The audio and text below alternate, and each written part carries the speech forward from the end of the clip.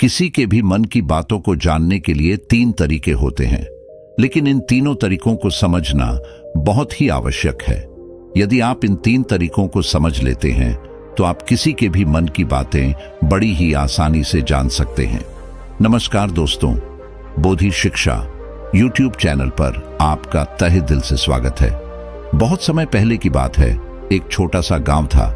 उस गांव में 2 भाई रहा करते थे। बड़ा भाई अंधा था और इसलिए वह हमेशा घर पर ही बैठा रहता था और छोटा भाई खेती किया करता था।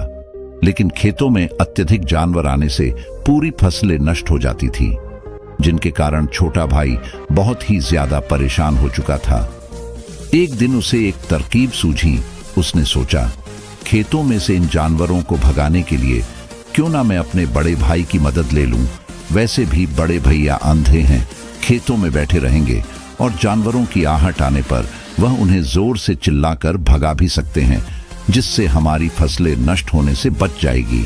ये सब सोच विचार करने के बाद उसने एक झोपड़ी अपने खेत में तैयार की और अपने अंधे भाई को खेत में बैठा दिया और उनसे कहा, भैया, यदि कोई जानवर की आहट आपको सुनाई दे तो आप जोर जोर से चिल्लाना। यह सुनकर वह जानवर यहाँ से भाग जाएगा और हमारी फसलें नष्ट होने से बच जाएगी। बड़ा भाई खुशी खुशी अपने छोटे भाई की बात मान लेता है और वह उस दिन से खेत में ही रहना शुरू कर देता है। जब भी किसी जानवर की आहट सुनाई देती तो वह जोर जोर से चिल्लाने लगता, जिससे वह जानवर वहां से भाग जाता था। ऐसा करते करते कई दिन बीत चुके थे। तभी एक दिन उसके खेत में एक हिरण भागता हुआ आया और वहां खेत की बाड़ को तोड़कर वहां से भाग गया। लेकिन उस हिरण का पीछा करते हुए एक राजा भी उस खेत में आ पहुंचा। तभी राजा की नजर उस अंधे भाई पर पड़ती है। राजा उस व्यक्ति से कहता है, देखो, मैं यहाँ पर एक जानवर का पीछा करते हुए आया था। क्या तुमने उस जानवर को यहाँ पर देखा है? पर वह व्यक्ति कहता है, हे राजन, मैं तो अंधा हूं, मैं भला कैसे किसी जानवर को देख सकता हूं। लेकिन मैं आपको इतना जरूर बता सकता हूं कि जो जानवर मेरे खेतों से भागकर गया है वह आपके लायक नहीं है। आप उसके पीछे अपना समय बर्बाद न करें। राजा संदेह व्यक्त की बात सुनकर बड़ा ही अचरज में पड़ जाता है। वह सोचने लग जाता है कि यह तो अंधा है, फिर इसे कैसे पता चल गया कि जिस हिरण की तलाश मैं कर रहा हूं वह मेरे लायक नहीं है। तभी राजा उस व्यक्ति से कहता है, कहीं तुम मुझसे झूठ तो नहीं बोल रहे हो कि तुम अंधे हो और तुम्हें कैसे पता कि वह मेरे लायक ही नहीं है?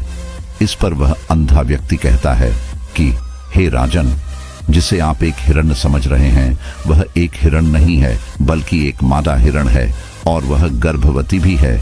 और जहां तक मुझे ध्यात है, मैंने कभी किसी राजा को किसी गर्भवती हिरण का शिकार करते हुए नहीं सुना है। और इसी कारण से मैं आपसे यह कह रहा हूं कि यह हिरण आपके लायक नहीं है। आप उसके पीछे अपना समय व्यर्थ न करें। यह सुनकर राजा और भी अचरज में पड़ गया कि अंधा आदमी कैसे जान सकता है कि वह हिरण गर्भवती है। राजा कुछ देर सोच विचार करने के बाद अपने सेनापति से कहता है, सेनापति जी, मुझे वह जानवर जिंदा चाहिए, क्योंकि मुझे यह पता करना है कि वह गर्भवती है या नहीं। क्योंकि यह अंधा आदमी बहुत विश्वास के साथ कह रहा है और मुझे इस बात की पुष्टि है कि यदि वह हिरनी हुई और गर्भवती हुई तो वह हमारे शिकार के लायक नहीं है। क्योंकि हम तो एक हिरण का पीछा कर रहे थे, इसलिए पता करो क्या वह हिरनी है। सेनापति राजा से आज्ञा लेकर आगे चला गया और कुछ देर बाद जब वह वापस लौटा तो वह राजा से कहता है, हे राजन, इस अंधे आदमी ने जो भी बातें कही थी वह बिल्कुल सत्य थी। वह एक हिरनी ही है और गर्भवती भी है। यह सुनकर राजा आश्चर्यचकित हो गया और सोचने लगा कि यह कंधा आदमी जो कभी देख नहीं सकता, वह यह कैसे जान सकता है? आखिर उसे कैसे पता चल गया? ऐसे ही कई सारे प्रश्न राजा के मन में उमड़ने लगे। अब राजा ने ठान लिया था कि मुझे इस बात की तह तक पहुंचना है कि आखिर यह अंधा आदमी कैसे जानता है कि वह जानवर गर्भवती है। यह सोचकर राजा उस अंधे आदमी के पास जाता है और वह आदमी से कहता है, देखो, मैं यह नहीं जानता कि तुम सचमुच में अंधे हो या नहीं, लेकिन मैं तुमसे एक बात जानने आया हूं। क्या तुम मेरे प्रश्न का सही सही जवाब दोगे? इस पर वह अंधा व्यक्ति कहता है, हे राजन, आप जो कुछ भी पूछना चाहते हैं पूछ सकते हैं, मैं आपको बिल्कुल सच सच जवाब दूंगा। इस पर राजा कहता है, देखो, एक तो तुम कहते हो कि तुम अंधे हो और दूसरी तरफ तुमने यह बता दिया कि जिस जानवर का मैं पीछा कर रहा हूं वह एक हिरनी है और वह गर्भवती भी है। तुम्हें कैसे पता चल गया? तुम्हारे खेत में तो और भी जानवर आते होंगे, और भी जानवर यहां से गुजरते होंगे, तो तुमने यह कैसे अंदाजा लगाया?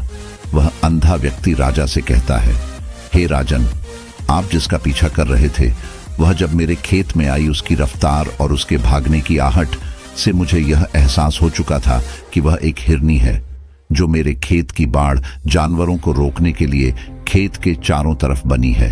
वह बहुत छोटी है, उसकी ऊंचाई ज्यादा नहीं है, लेकिन वह जानवर इस बाड़ को तोड़कर भागे, और यदि वह इस बाड़ को छलांग लगाकर पार करने का प्रयास करती तो इससे उसके बच्चे को खतरा हो जाता, और इसी बात से मैंने यह पता लगा लिया कि वह गर्भवती है। इस पर राजा के मन में एक और प्रश्न उठा। राजा ने पूछा, तुम्हें कैसे पता चल गया कि वह एक हिरनी ही है, और भी जानवर यहां से आते जाते होंगे? इस पर वह अंधा व्यक्ति कहता, हे राजन, मैं पूरा दिन सुबह शाम यहीं पर बैठा रहता हूं और मेरे सुनने की शक्ति बहुत तेज है। मैं भांप सकता हूं कि कौन सा जानवर मेरे खेत में आया है, और उसी के आधार पर मैं जोर जोर से चिल्लाता हूं ताकि वह मेरे खेत से भाग जाए और मेरे खेत की फसलें नष्ट होने से बच जाए। राजा उस अंधे आदमी का यह जवाब सुनकर पूरी तरह संतुष्ट हो चुका था। वह मन ही मन सोच रहा था कि भले ही यह आदमी अंधा है, लेकिन यह तो बड़ा ज्ञानी मालूम पड़ता है। इस आदमी से कुछ न कुछ तो काम निकलवाना ही चाहिए। यह विचार लिए राजा वापस अपने महल की तरफ लौट जाता है। कुछ दिनों के बाद राजा अपने सेनापति को आदेश देता है कि उस अंधे व्यक्ति को महल लेकर आओ। वह तुरंत ही अंधे आदमी के पास पहुंचता है और उस अंधे आदमी को राजमहल चलने के लिए कहता है। अंधा व्यक्ति बड़ा ही चालाक था। वह समझ चुका था कि राजा जरूर मुझे कुछ ना कुछ काम सौंपने वाले हैं और वह काम मुझे मुसीबत में डाल सकता है, लेकिन फिर भी वह सेनापति की बात मान लेता है। राजमहल पहुंचते ही राजा उस अंधे व्यक्ति से कहता है, आप तो बड़े ज्ञानी हैं, आपको किसी भी बात का पता बड़ी आसानी से चल जाता है। आज मैंने आपको यहाँ इसलिए बुलाया है क्योंकि मैं आपसे यह जानना चाहता हूँ कि मेरी पत्नी पतिव्रता है कि नहीं। इस पर वह अंधा व्यक्ति कहता है कि हे राजन, यह कैसा प्रश्न हुआ? उस पर राजा कहता है, बिल्कुल उचित प्रश्न है, मुझे इस प्रश्न का उत्तर दीजिए। इस पर वह अंधा व्यक्ति कहता है, हे राजन, यह सारी बातें जाने दीजिए। आपकी शादी को इतने साल बीत चुके हैं और अब आप यह बात क्यों जानना चाहते हैं? आपके मन में ऐसे प्रश्न क्यों उठ रहे हैं? इस पर राजा जिद करते हुए कहता है, आपको मुझे इस प्रश्न का उत्तर जरूर देना होगा। यदि आप मुझे इस प्रश्न का उत्तर नहीं देंगे तो मैं आपको मृत्यु दंड दे दूंगा। राजा के मुख से यह बात सुनकर अंधा व्यक्ति कहता है, हे राजन, यदि आप इस प्रश्न का उत्तर जानना चाहते हैं तो इसके लिए आपको मेरा एक काम करना होगा। राजा कहता है, बोलो, मुझे क्या करना होगा? इस पर वह कहता है कि इसके लिए आपको अपनी पत्नी आपको मेरे साथ अकेले कमरे में छोड़ना होगा। उस अंधे व्यक्ति की यह बात सुनकर राजा पहले तो क्रोधित हो जाता है, लेकिन फिर कुछ सोच विचार करने के बाद वह उस अंधे व्यक्ति की बात मान लेता है और अपने सेनापति को आदेश देता है कि सेनापति मेरी पत्नी और इस आदमी को थोड़ी देर के लिए एक कमरे में अकेला छोड़ दे। सेनापति बिल्कुल वैसा ही करता है। अब राजा की पत्नी और वह आदमी एक कमरे में बंद हो चुके थे। तभी आदमी राजा की पत्नी से कहता है, रानी, मैं आपको छूना चाहता हूं। इस बात पर रानी अत्यधिक क्रोधित हो जाती है और उस अंधे व्यक्ति को पकड़ पकड़ कर पीटने लगती है, कभी हाथों से, कभी लातों से, तो कभी पटक पटक कर। इस तरह उसने अंधे आदमी की बहुत पिटाई की। इसके बाद वह अंधा आदमी किसी तरह से अपनी जान बचाकर भाग निकलता है और राजा के पास पहुंचता है और राजा से कहता है, हे राजन, आपकी पत्नी पतिव्रता नहीं है। यह बात सुनकर राजा अत्यधिक क्रोधित हो जाता है। राजा अपनी तलवार निकालकर सीधा अपनी पत्नी की ओर जाता है। क्रोधित होकर वह अपनी पत्नी से कहता है, रानी, जो भी सवाल मैं आपसे करूंगा आप उसका मुझे सच सच जवाब देना और अगर आपने एक शब्द भी झूठ कहा तो मैं इसी वक्त आपका सर कलम कर दूंगा। मुझे बताओ कि आप पतिव्रता हो कि नहीं। इस पर रानी कहती है, हे राजन, आप भले ही मुझे जान से मरवा दें, लेकिन आज मैं सच बोलूंगी, मैं पतिव्रता नहीं हूं। राजा यह बात सुनकर बहुत ही दुखी और निराश हो जाता है। उस अंधे आदमी ने जो भी कहा था वह बिल्कुल सच था। यह बात सुनकर राजा तुरंत ही अंधे आदमी के पास पहुंचता है और आकर उस अंधे आदमी से कहता है, तुम्हें कैसे पता चला कि मेरी पत्नी पतिव्रता नहीं है? अंधा आदमी कहता है, हे राजन, बड़ी सीधी सी बात है। मैंने तो आपकी पत्नी से सिर्फ इतना ही कहा था, मुझे आपको छूना है। और इस बात पर वह इतना क्रोधित हो गई कि गुस्से में आकर उन्होंने मुझे बहुत पीटा। और भला कोई औरत किसी दूसरे मर्द को कैसे छू सकती है? लेकिन उन्होंने बिना समझे बुझे ही मुझे बहुत पीट दिया। एक पतिव्रता नारी कभी भी पराये मर्दों को नहीं छू सकती। जब मैंने उन्हें छूने के लिए कहा तो वह मुझे मना कर सकती थी, लेकिन उन्होंने मुझे पीटना शुरू कर दिया और देखते ही देखते उन्होंने मेरे पूरे शरीर को छू लिया। आप ही बताइए, ऐसी स्त्री भला पतिव्रता कैसे हो सकती है? इस बात पर राजा कहता है, तुम तो बड़े ज्ञानी मालूम पड़ते हो, तुम्हारी बात बिल्कुल सही है। चलो तुम मेरे एक और प्रश्न का उत्तर दो। यदि तुमने मुझे इस प्रश्न का सही जवाब दे दिया तो मैं तुम्हें यहां से जाने दूंगा। राजा उस अंधे आदमी से पूछता है कि सच में बताओ, क्या मैं अपने पिता का ही पुत्र हूं? इस पर अंधा आदमी कहता है, हे राजन, इस बात से आपको क्या लेना देना? आप किसी की भी औलाद हो, आखिर आप इस राज्य की राजा हैं, इसलिए इस प्रश्न को जाने दीजिए। राजा कहता है, नहीं नहीं, मुझे इस प्रश्न का सही जवाब चाहिए, अन्यथा यह प्रश्न मुझे बहुत परेशान करता रहेगा। इसलिए यदि तुम इसका सही सही जवाब दे देते हो तो तुम यहां से जा सकते हो। इस पर वह आदमी कहता है, इसके लिए तो मुझे आपकी मां के पास जाने की भी आवश्यकता नहीं है। मैं आपको अभी भी बता सकता हूं कि आप किसकी औलाद है, लेकिन उससे पहले आपको मुझसे वादा करना होगा कि आप मुझ पर क्रोध नहीं करेंगे। राजा ने कहा, मैं तुमसे वादा करता हूं, मैं तुम पर क्रोध नहीं करूंगा। उसके बाद वह अंधा आदमी राजा से कहता है, राजन, आप तो अपने ही पिता के पुत्र हैं, लेकिन आप पर एक कंजूस सेठ की छाया पड़ी हुई है। यदि तुमने मुझे इस प्रश्न का सही जवाब दे दिया तो मैं तुम्हें यहां से जाने दूंगा। राजा उस अंधे आदमी से पूछता है कि सच में बताओ, क्या मैं अपने पिता का ही पुत्र हूं? यह सुनकर राजा बहुत ही क्रोधित हो उठा और अपनी तलवार निकालकर अपनी मां के पास पहुंचता है और अपनी मां से कहता है, मां, मुझे सच सच बताइए, क्या मैं अपने ही पिता का पुत्र हूं या नहीं? यदि आपने मुझे सही जवाब नहीं दिया तो मैं यहीं पर प्राण त्याग दूंगा। मुझे बताओ, क्या सच है? इस पर उस राजा की मां कहती है, बेटा, तू है तो अपने ही पिता का पुत्र, लेकिन तुम्हारे ऊपर एक कंजूस सेठ की छाया पड़ी हुई है। जब मैं एक बार नहाने के बाद अपना मुख आईने में देख रही थी, तभी उस कांच के पीछे मुझे एक कंजूस सेठ नजर आता है और उसी की छाया तुम पर पड़ चुकी है। ये सुनते ही राजा और भी अचरज में पड़ जाता है और वह दौड़ा दौड़ा उस अंधे आदमी के पास पहुंचता है और उस अंधे आदमी से कहता है, तुम्हें कैसे पता चला कि मुझ पर एक कंजूस सेठ की छाया पड़ी है? इस पर अंधा आदमी कहता है, राजन, आपने मुझसे कई सारे सवालों के जवाब मांगे, जिनका जवाब भी मैंने आपको सही सही दिया।